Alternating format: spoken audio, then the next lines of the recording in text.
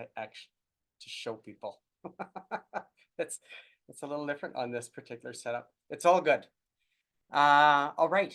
Welcome everybody. We are going to basically take a look at Skip the Dishes versus Domino's. All right.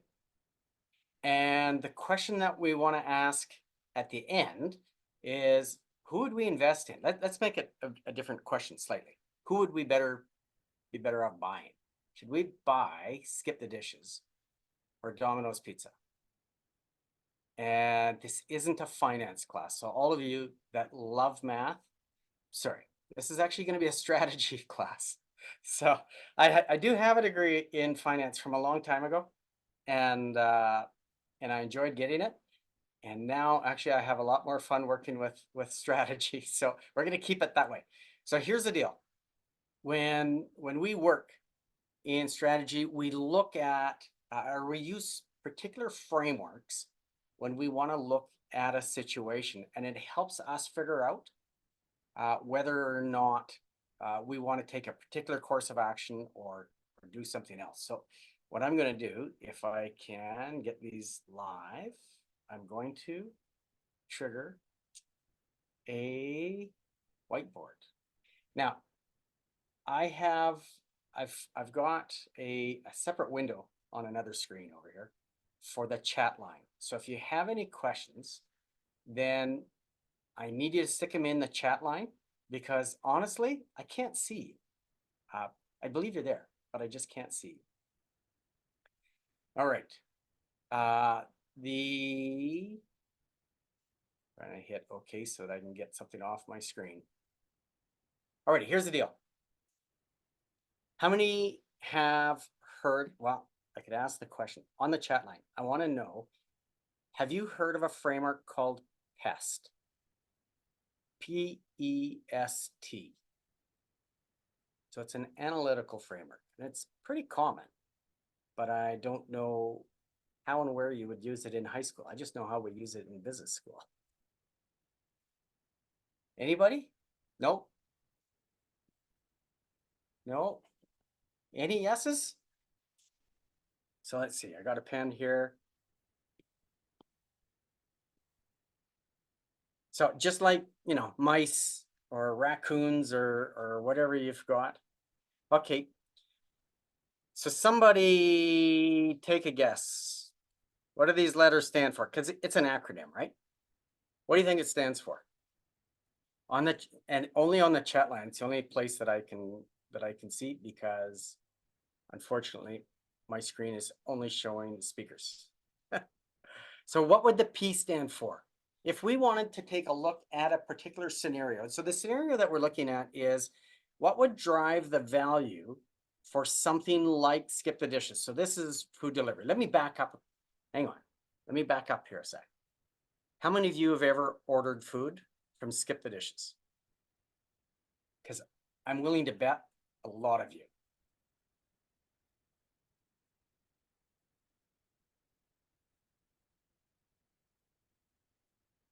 Let's shorten that. Got one. Other one saying no. Only one person out of 22 people has actually ordered from Skip the Dishes. Or do you use Uber Eats or DoorDash or somebody else maybe instead? Uber. Okay, fair enough. Every time I leave town, I see that my son raids my Skip the Dishes account and orders. So I know that even high schoolers are using this stuff. So DoorDash, okay, DoorDash is a big one. All righty. Okay, so we understand the whole idea. Skip the Dishes was, oh, that's a Canadian company, and that's why I picked it. It was actually started from by a couple of cousins in Saskatoon, and then they moved their head office to Manitoba. And then back in what, 2016, they sold to a company, a Dutch company, so out of the Netherlands, Holland, whatever you want to call it. Okay, I want to come back to this framework, PEST. Somebody give me a guess. What do you think the P stands for? if I wanted to look at a scenario and figure out uh, what's what's going to matter about the environment in which something operates. Promotion. What a great guess. It's not promotion. That's a big part of marketing, isn't it? Profit. That's another really good guess. And you know, if this was a finance class, yeah, we'd be looking at profit. Political. I just saw it pop up. Right. So this is really broad. This framework is really broad. This will allow you to look at all kinds of organizations and industries and situations. I remember one of the first times I saw it, we had a consultant from Shell actually come in to an organization, a not-for-profit that I was working with, or sat on the board, and we went through this. Okay, so political. Political is the P. And anybody want to guess on the E? Tell you what, I'm going to give you the E, and I'm going to let you guess on the S and the, yeah, good guess. Economic. Or I'm going to say economics. Okay? You betcha. Okay, so S, social. There we go. And T, technical. Absolutely. Okay, so what happens is in our strategy class is I have students take a look at whatever company they're supposed to be analyzing. And I say, okay, tell me about their industry, but even broader than that, tell me about the environment in which they operate. So we're talking about getting food, right? We're hungry. It's 7 o'clock. Fine. Some of you have probably had supper. I haven't yet. I want food. And so as a consumer, where would I go? Would I be better off? You know, is there a reason why I would go to Skip the Dishes, or would I go to Domino's? And I picked Domino's because everybody knows it, and I like Domino's. I like pizza, so I'm good with that. So this gives us a framework that we can use to take a look at it. Now, I'm going to come back to the political and the economic, but I want to start off with the social and the technical. Now, here's the thing, is that, so we're going to put up social here.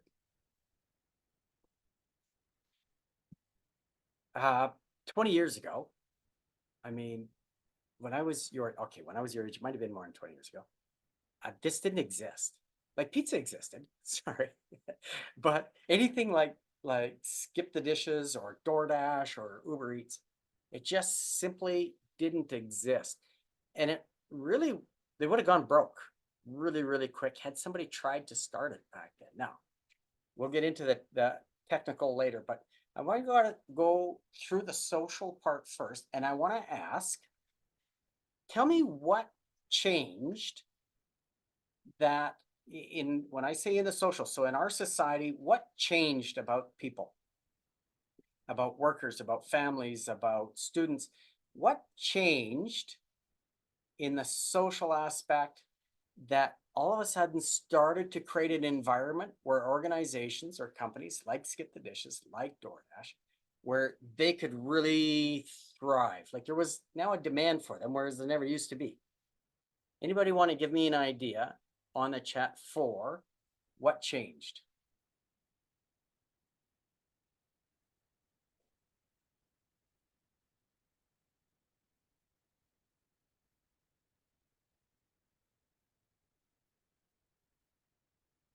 In class when we went, everybody, I mentioned everybody here went on to Zoom during high school.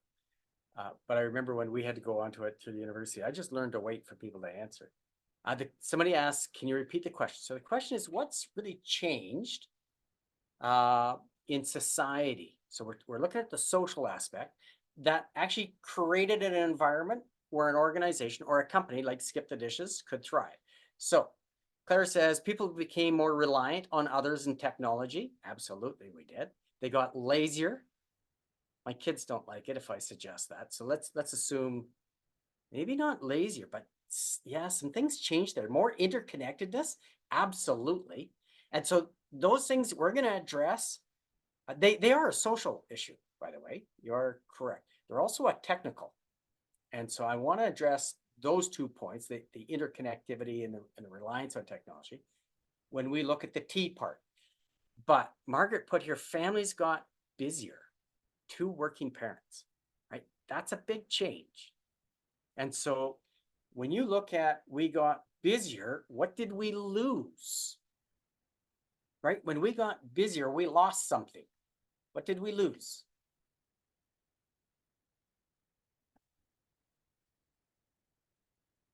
Families got busier. We lost time. Absolutely. Right? So we lost the ability. And when I say the ability, I would bet if you're living at home, that there's still days where dad or mom, or might be you, is responsible for making supper for the family, right? So we still do it sometimes. But the challenge is that we just simply, because of being busier, we lost time. Now, what's making us busier? It's a mix, depends on the family. You know, when I was a kid, I didn't participate in 4 different things every week, but my kids do. And so we're running them everywhere, to hockey practice, to basketball, to martial art, to whatever, right? And it eats up our time and our working hours. I don't think our working hours are necessarily longer. It is for some people, but I mean, when you think, just go back 130 years, people worked 6 days a week. I mean, there was no 40-hour weeks. They were working closer to 50 hours just on average, just the normal working person. Okay, we lost time. Now, when we think of the environment that we operate in, socially, we lost time. We are interconnected, and I agree with that. We lost time, but what do we have more of than we maybe had 20 years ago, 30 years ago? And I'm going to put this one under economic.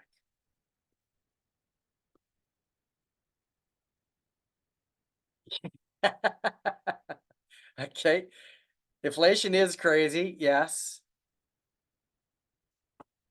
but we have more money, right? And this is the thing, this goes in cycles. This isn't just a permanent, we're always going to be wealthier, and you guys are well aware of that. If you read the news, it's tough. Inflation in the last few years is crazy, but you know what?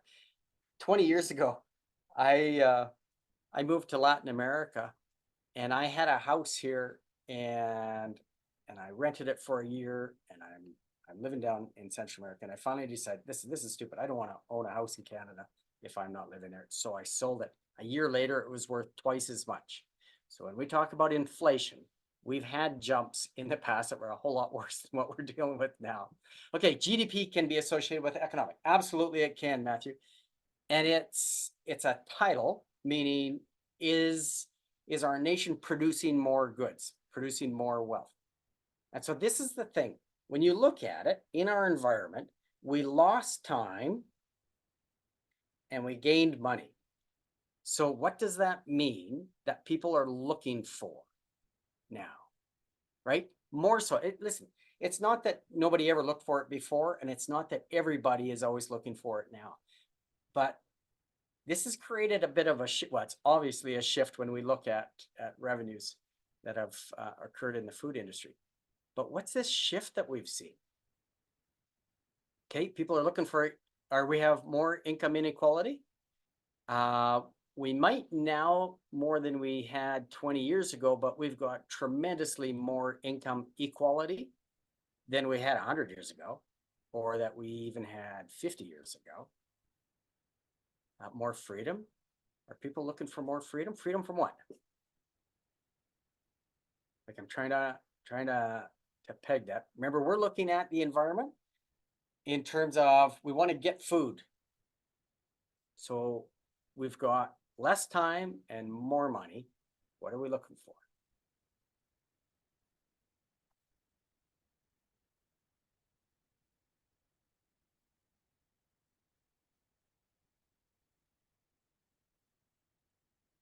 options. Okay, I like that.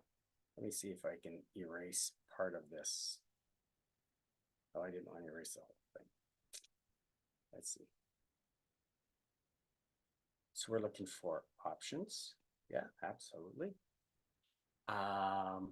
Short fun, right? You just described, well, I was gonna say YouTube, it's not even YouTube. Yes, but I agree. Short fun. We're looking for enjoyment. I don't know if we're looking for more enjoyment than we did 20 years ago. Maybe though. To do what we want to do rather than what we have to do. Yeah, absolutely. Absolutely. Accessible yet quality goods. Okay, that's now we're starting to get into international business. Accessible just means we can afford it, right? Accessible with quality. Sorry, my computer isn't saving money. We want to save money, especially now with inflation running where it is, right? Think about food. Think about food. We're trying to narrow down on why is it that 20 years ago we had Domino's. I mean, I remember being a student here at the university in the 1980s, and we had Domino's back then. And we still have Domino's. Domino's has lasted very, very well, but we didn't have skip the dishes. But we had more time and we had less money. Now that we have more money and less time, and it's kind of indicated in some of the comments that came up, and I want to go up a little bit. Somebody mentioned more options. Absolutely. I want to go to cadence point, short fun. So we're talking about food, and so I'm going to bail out on the fun part of it, but I'm going to circle the short part here. What do we want? We want it fast, and we want it easy. Okay, yeah, absolutely. Okay, and we want, so the quick delivery is the fast that I was looking at. Cheap service, so that's at affordable. Yeah. Right, because listen, even when I was a kid, you could always phone, you could phone a neighborhood Chinese food restaurant and you could send a taxi to get it for you. I mean, they'd have to get money from you first, but we could do that. But what happens is now, what do we want? We want options. I want to, I don't really know what I want to eat tonight.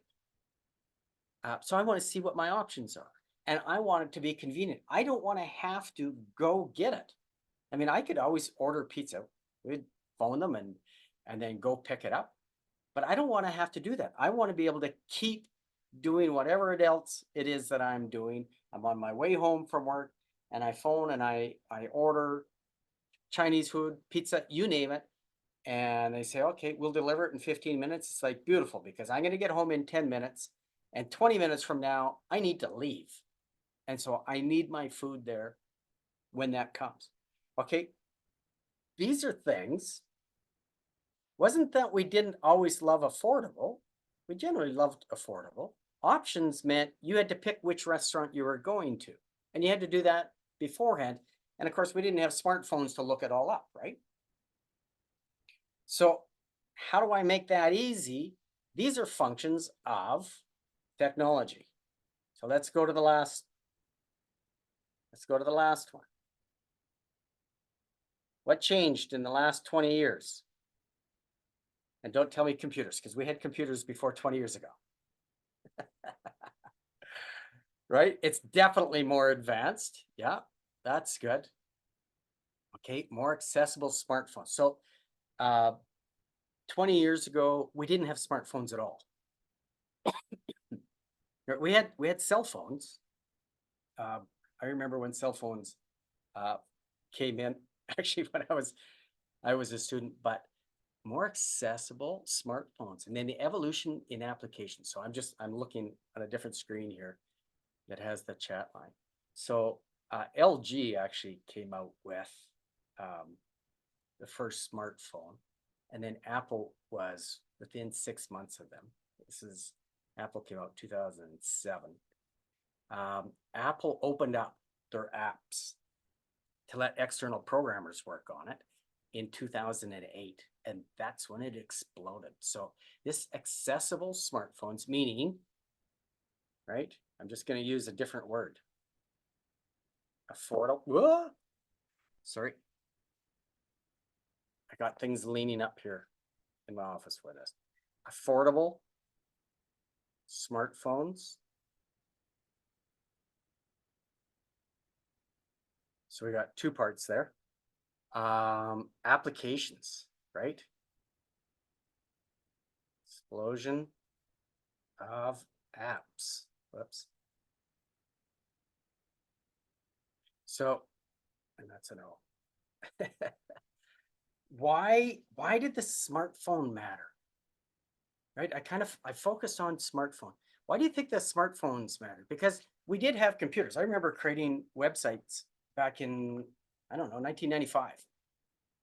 You had to program it, you had to know coding to be able to build them, but fine, they existed. What is it about smartphones that matters for food delivery service? Excuse me. Gives people more information. Okay, but the computer could do that too. Social media, you could run that through your computer as well. Touch of a button.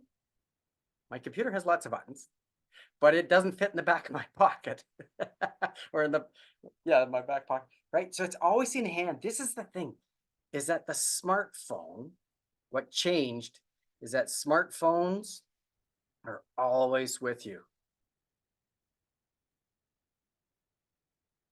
right? How many of you ever go to school and you leave your phone at home and you go, who cares? I'll get it later, right? Like it's always with you. So one of the things is this convenience. Remember back on that last page, several people were talking about, I was in the chat, sorry. Let me close this here just a sec. Options, convenience belonged in here. Add the line out here. Beautiful. Okay. So your phone is always with you. So this is the thing, is that if I'm hungry, I don't wait till I get home and I turn on my computer and I fire it up and I go looking through things. Because the problem with that is I might get home and I turn on my computer, while my computer's warming up, it's like, oh, there's bread. Oh, there's peanut butter. And I make myself a sandwich, and by the time everything's ready to go on my computer, I actually don't want it anymore, right? Your phone is really, really important for this. So they go with you everywhere. And this thing is your convenience issue, right? This explosion of apps. So it wasn't just because, I mean, you could look it up on, go to Google and look up whatever restaurant you want, or even skip the dishes on Google. But the thing is, it never had the speed, never had the ability to track. I mean, skip the dishes know that if I load it, it generally knows where I'm going, and it takes me back there very, very quickly. It makes it easy for me to do repeat business with them because of the app, right? Okay, so technology, affordability mattered, right? I mean, just think of it. In my phone, I've got more processing power than there was on, what was that, Apollo 13 landed on the moon, right? I mean, that's crazy. But, and what do they cost? Wow, okay, don't ask what they cost. It's still, that affordable is still a relevant term. Okay, people can purchase products digitally rather than going to the supermarket. And so one of the things that I was looking at when I was preparing for this was the apps and delivery services compared to delivering groceries. And delivering groceries is actually growing quite fast as well. Just not quite as fast. Okay, so technology, what's happened? Affordable smartphones, explosion of apps. Also, one of the things that comes with the phone, I don't just need the phone, but I need connectivity, right? So when we started with cell phones, they weren't just expensive to, can't spell here. They weren't just expensive to buy, they were really expensive to operate as well. And so now the way your phone will connect to Wi-Fi automatically if you're at home and you have internet at home, or if you're at McDonald's, you're probably not ordering from Skip the Dishes. But the connectivity, a cost per megabyte per gigabyte now, right, is a fraction of what it used to be.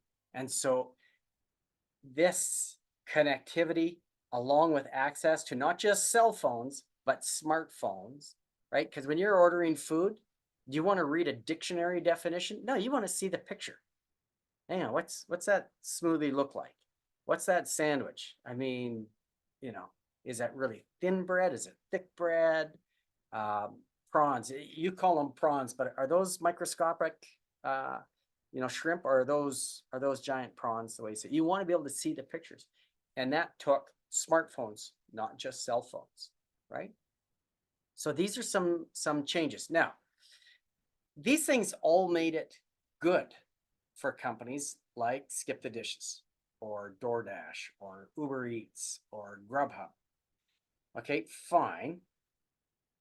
Does anybody know part of the environment that's now creating, and when I say environment, please understand, I'm not talking about trees and grass and ozone and carbon. I'm talking about the overall environment in which these businesses operate. Okay. And so that's, what's the market like? What are governments like? What is productivity like? What is access to materials? Okay. Tell me something that is creating a potential challenge to food delivery services like Skip the Dishes or DoorDash. And which of those four buckets do you think it would land under? So we have, what do we got? PEST, so it's political, economic, social, and technological. Somebody give me what they think. Competition. So competition is really tough. Absolutely. But you know what? Competition isn't always bad, right? People say, well, find a market where there isn't a lot of competition and life is easier. But Little Caesars has done pretty well. Little Caesars refuses to go into a neighborhood until there's other pizza places. They call it a red ocean strategy. And it's completely opposite to the blue ocean strategy that says you don't want competition. Little Caesars says, hang on, I don't want to go into a neighborhood unless I know they like pizza. But if I know the neighborhood already likes pizza, beautiful. We'll go in, we'll just do it better than everybody else. We'll do it cheaper than everybody else. And that's how we'll survive. Okay. But competition normally makes it harder to be profitable. Okay. Gas prices. Well, that's a good one. That is specific and clear. I hadn't even thought of that one. Yeah, that's a good one, right? Maybe you're going to have to get all your drivers to drive electric cars. I don't know. But there's something else. So quality. Remember now, Skip the Dishes doesn't own any kitchens. They don't produce any food, right? So quality for them would be how fast do we get the material or your order to you, right? Operating in towns that have a small population, yeah, that'll be tough for them. Technical glitches, okay. Small town, yeah, small towns. I agree. I can't see how that's profitable for them. Technical glitches. So we're looking at threats. Competition's a threat. Technical glitches threat. Didn't mean to move the little sheet.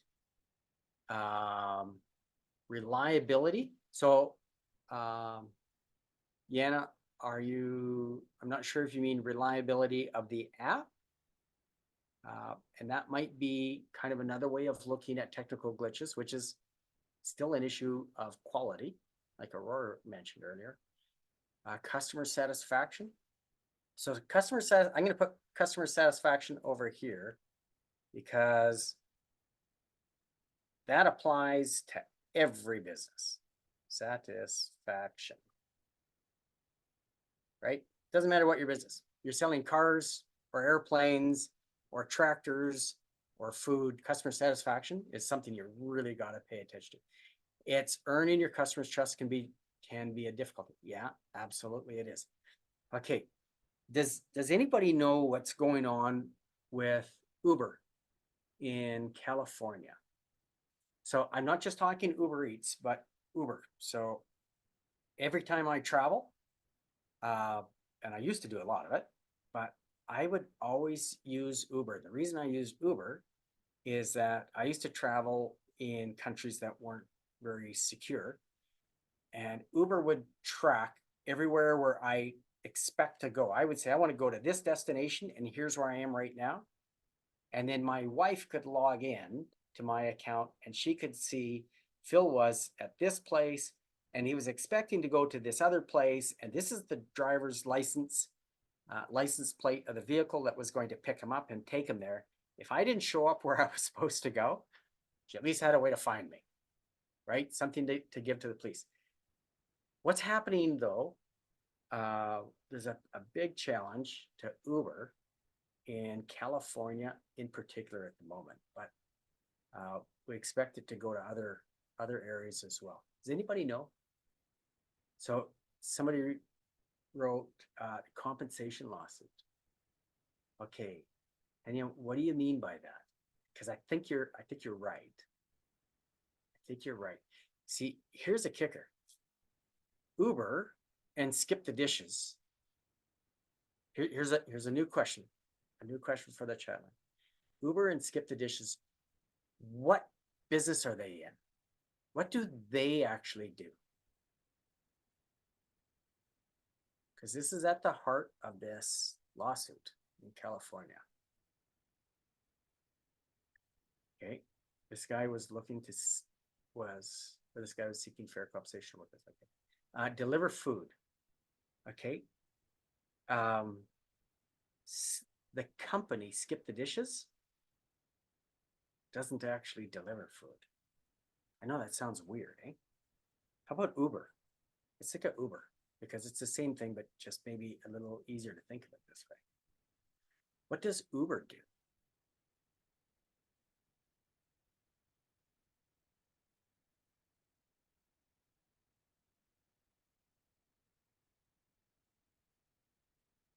Right, in California, yeah, there we go. We're technology.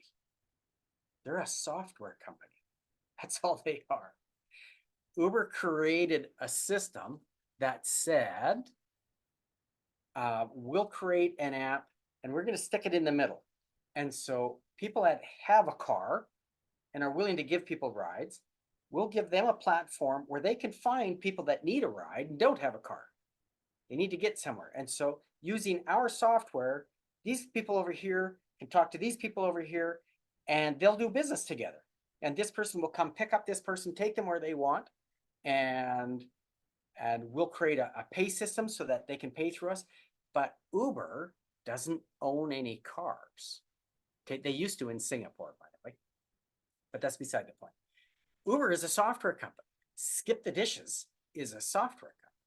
Skip the Dishes builds the software that allows restaurants to promote their food on their software. And then Skip the Dishes creates the software that allows people who have a vehicle and want to earn money delivering food for these restaurants can do it through this platform. But they're not employees of Skip the Dishes or of DoorDash or of Uber Eats. And California, the lawsuit was the state basically deciding, no, Uber, you're a taxi company. And Uber's going, none of these people actually are our employees, except for the people that work in our office, work in marketing, work in programming. The rest of these are people that we allow to use our software to find clients, right? So this is a challenge. Now, the challenge is this lawsuit in California, where California declared that Uber, no, you have to now treat these, whoops, my pen, come on. You have to treat, sorry, guys, this is, You have to treat these contractors as employees.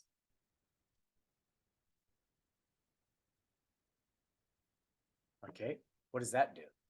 Yeah, okay, you're right. Right? So what does that mean? Why did I say that's a threat to businesses like Skip the Dishes, DoorDash, Uber Eats, or Uber in general? Why is that a bad thing? Like, fine, treat them like employees. What's the problem with that? Right? I'm an employee. I've got my own companies. I've got people that are employees and people that are contractors.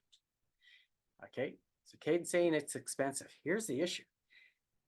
Employees, you pay them, they start work at this time and they work a shift until this time, and you pay them for that whole time.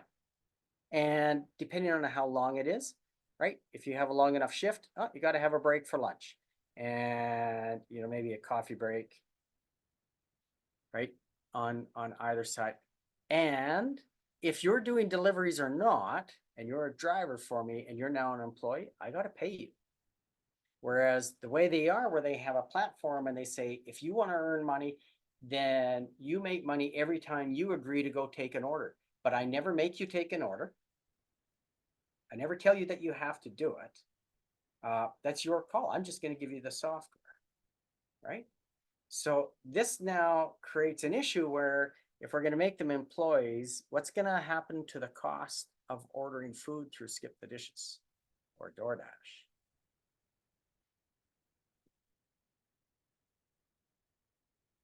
Right? It increases. So cost, if they become employees, the cost won't be cheaper. It will go up. And if their costs go up, then they pass that along to you and me, or the consumer, right? If Domino's costs go up because the price of wheat goes up, I think you use wheat for pizza dough, I think, right? Then they have to charge you more for the pizza, right? So the challenge is that people are always making a decision. Fine, I've got some more money, I've got less time, I want this convenience, I want lots of options, and DoorDash gives us this, Skip the Dishes gives us this, Uber gives us this. Those things are great, but we get to a point where we go, is it worth that much? Like, what if you were using it to order a sub, like my son keeps doing, right? You're willing to pay some, but when it gets too expensive, what choice do you make? You have a couple other options. What are they?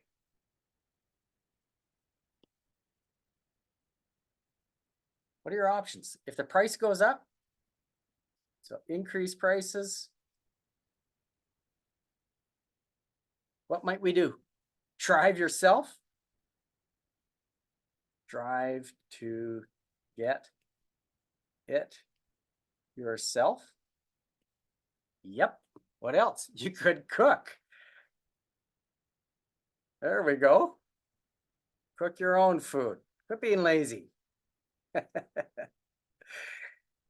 You betcha. You could dine in the restaurant, which means, right? You still might go to you might even go to the same restaurant, but now it's like, oh, I already drove here. Let's just eat here. Like, why bother taking it home, right? Dine in restaurant. So it's going to be an issue to dine in or to cook. It's how much time do I have, right? And we're going to start making decisions based on, well, the cost is this, my time is this, but I mean, I can't just ignore it. Move out of California, says Kate. Well, yeah, but the threat is that if that gets accepted, that no, you're not just building software. The concern is, does Canada pass that law? Do other states start to pass the law? You know that Uber was actually created? One of the founders of Uber is an alumni from the University of Calgary. And yet Calgary was one of the later cities to allow them to operate here. And it was because we had all these regulations around what taxis were allowed to do. And listen, when you're a politician, you have to pay attention to people, including the taxi drivers who operate in your city, because it certainly hurts our city if we run out and we have no taxi drivers anymore, or we have no transportation options. Okay, so Remember at the very start, I said, the question is, are we going to invest in Skip the Dishes or Domino's? Let me ask you a question. How does Skip the Dishes make money?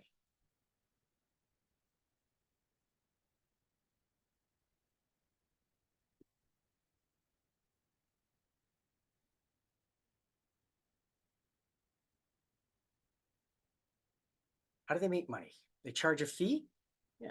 So they have a fee to purchaser, right? You order. There's a fee built in there. How else? They make money in multiple ways.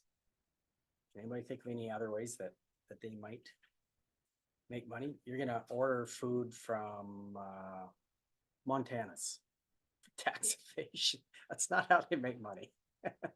That's how they avoid taxes.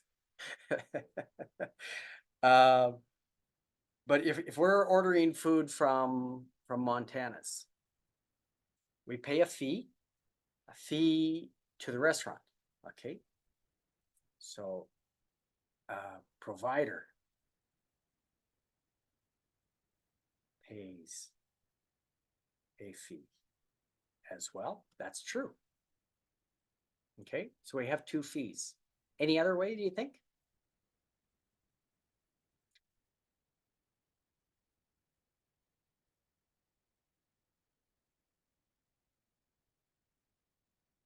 What about advertising, right? When you open up the app and it's showing particular restaurants, you think that's an accident? Right? Restaurants pay to make sure that their stuff is showing to customers. And sometimes it's a blatant advertisement. Sometimes it's just, if somebody asks for pizza, make sure they put ours above all the others, right? They pay for that. And so that's a part of advertising. Somebody put down investments. I don't know how much money Skip the Dishes has to do that. Let me tell you, companies like Apple and Microsoft and Google, yeah, they make a lot of money that way. Okay, advertising, they make money off. I'm thinking of how else deliver advertising. Here's another one. Data.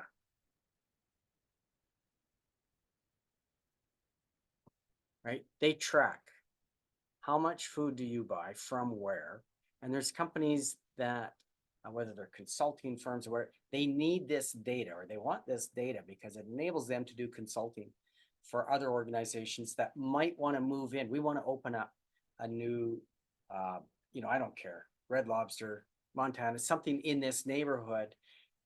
This data enables them to find out what kind of foods do people in this area buy, because when you set up your account, they know where you're delivering food to, right? So now all of a sudden your data is a big thing. What else do I have?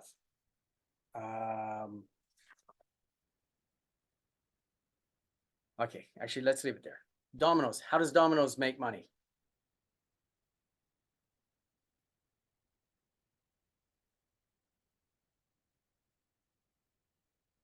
Whoops, sorry, I shouldn't.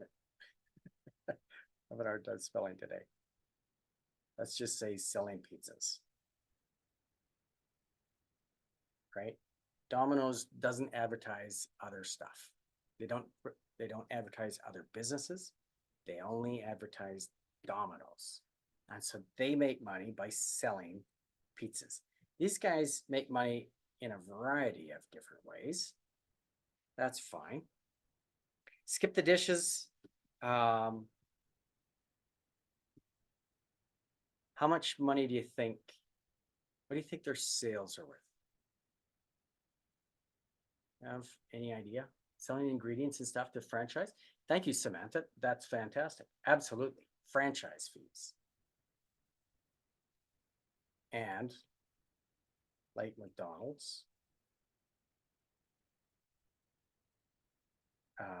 ingredients.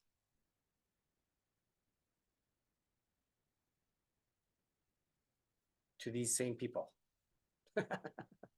Absolutely. delivery service. So for them, that's a cost. They don't actually make money on that. Because they have, I remember my brother used to deliver pizzas for Domino's back in the 80s. So they've definitely been delivering food for a long time. Okay. Now, which one, here's, oh, I can't do it that way. Which one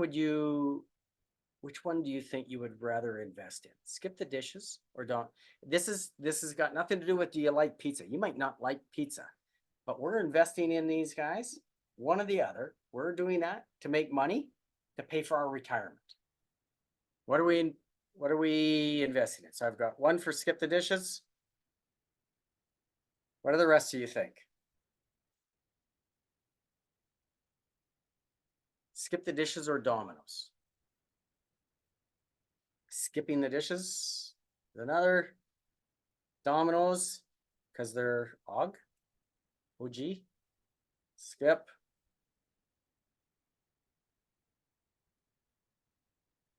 What else? Or not what else? It's only one of those two. I've got 5. What do the rest of you think? Right? Why would we invest in Domino's? Well, skip the dishes is just software. What happens if Uber just, I mean, Uber's worth way more money. What if they just kind of invest so much money in marketing, they start to put us out? What if Amazon gets into this? Amazon's got $100 billion. What are they going to do? Right? We're just a software company. Domino's, if we invest in Domino's, at least we know in each of these franchises, by the way, I'm not telling you which to vote for. Each of these franchises, what do they have? They don't just have software, because if you go out of business, their software is kind of worthless too. Domino's goes out of business, sell the ovens, right? There's some equipment there. They have, we call them assets. So they do have some assets. But usually what we're looking for is which one is growing faster than the others. Now, skip the dishes is just, used to be private. And then they sold to the Dutch company. It's now just a part of a very large company out of Holland. And so we don't get the financial information on them. But DoorDash was kind of in that ballpark. DoorDash was worth $12 billion back in what, 2020. They were worth 13 billion by 2021. This is DoorDash, by the way. You know what DoorDash is worth today? Anybody want to take a guess?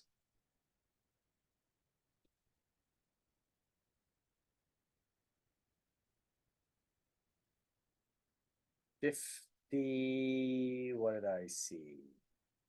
52 billion. Okay, Domino's Pizza.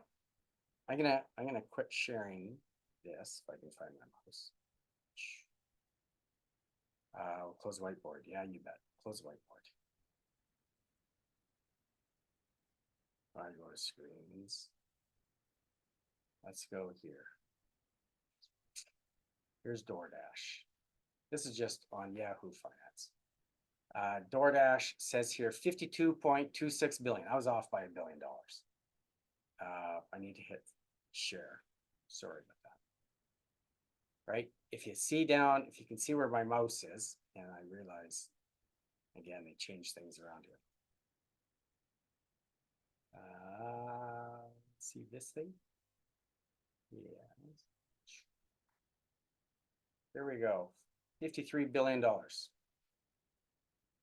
Now, Domino's Pizza was worth 12 billion, the same time as DoorDash was worth 12 billion. Oops, now that thing's in the way. Here we go. Here's Domino's today. It's worth $16.7 billion. So it's gone up 25%. DoorDash has gone up,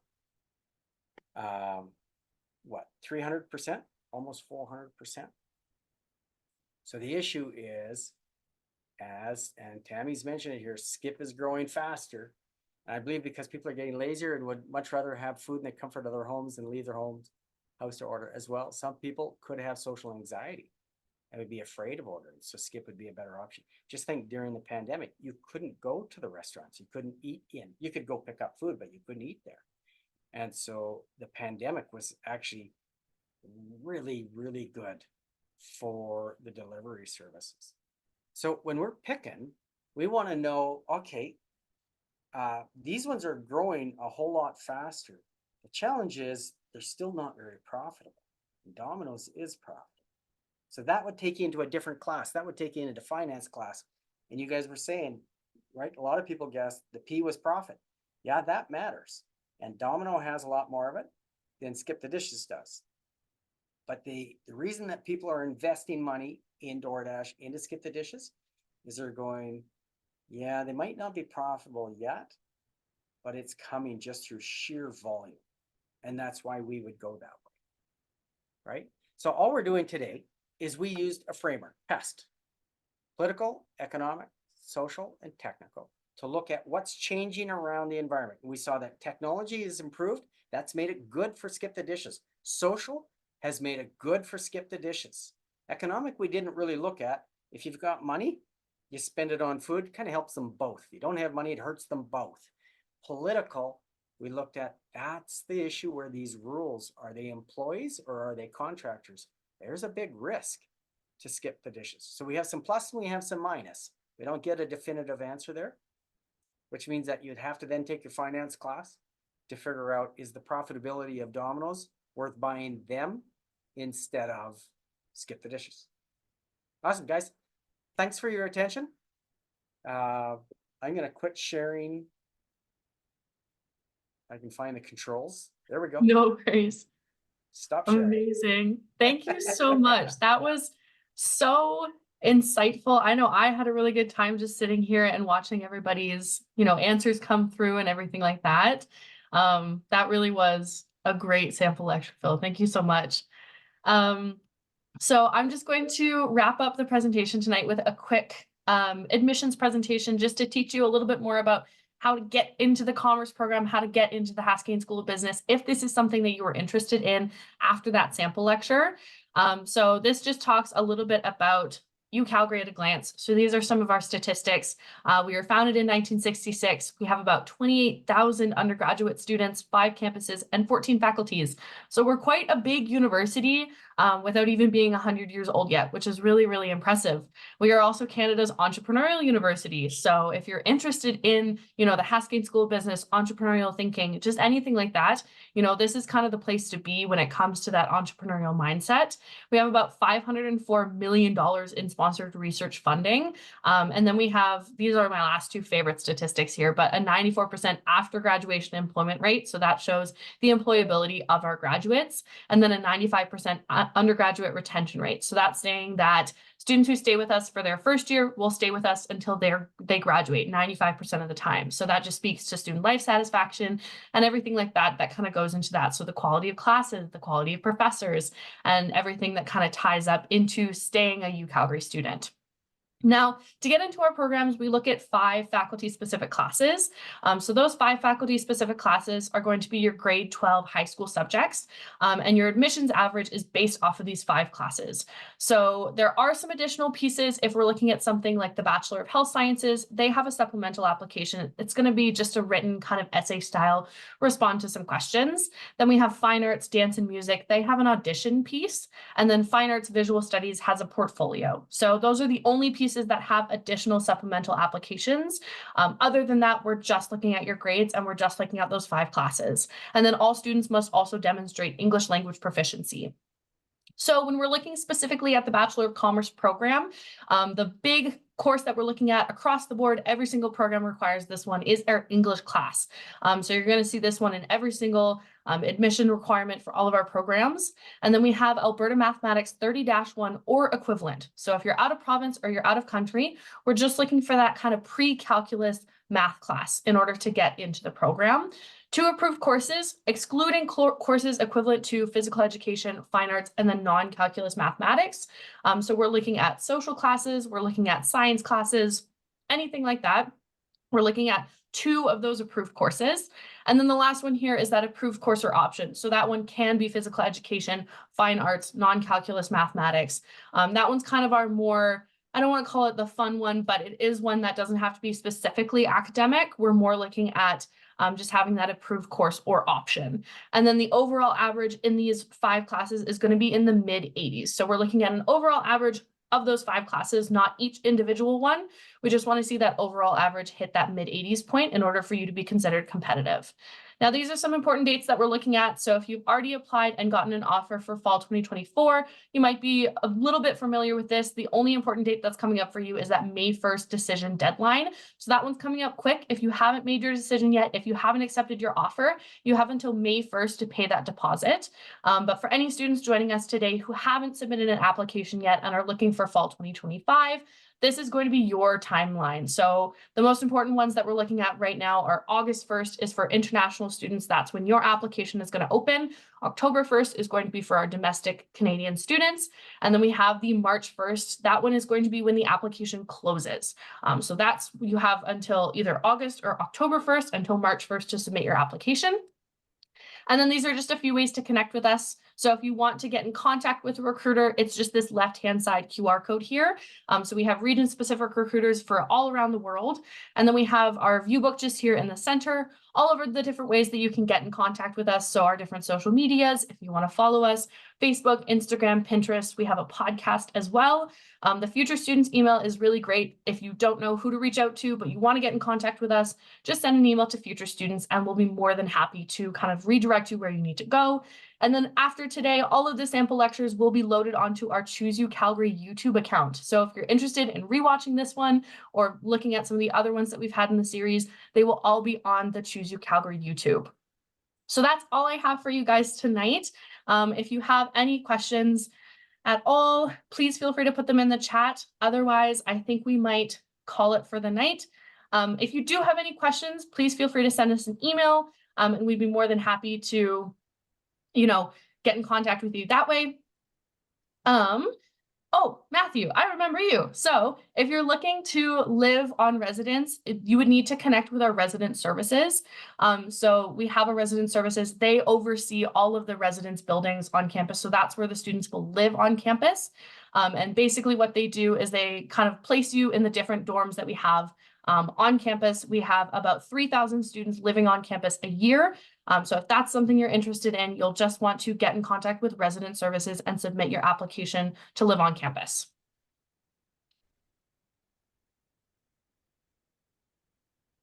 I'll keep it open for, I would say, another minute for any additional questions here.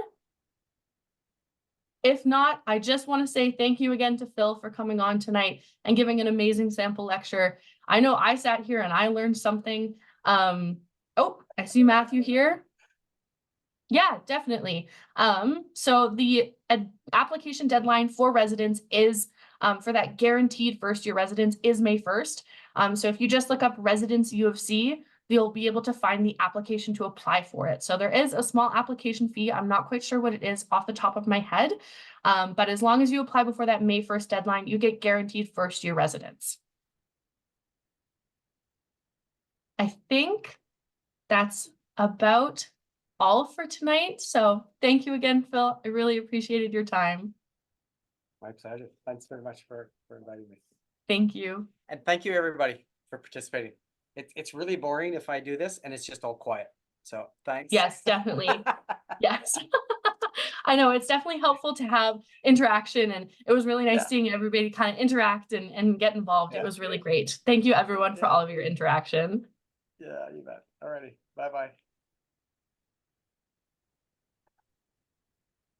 Just answered one last question there. Yeah. There we go. All right. Have a good night, everyone.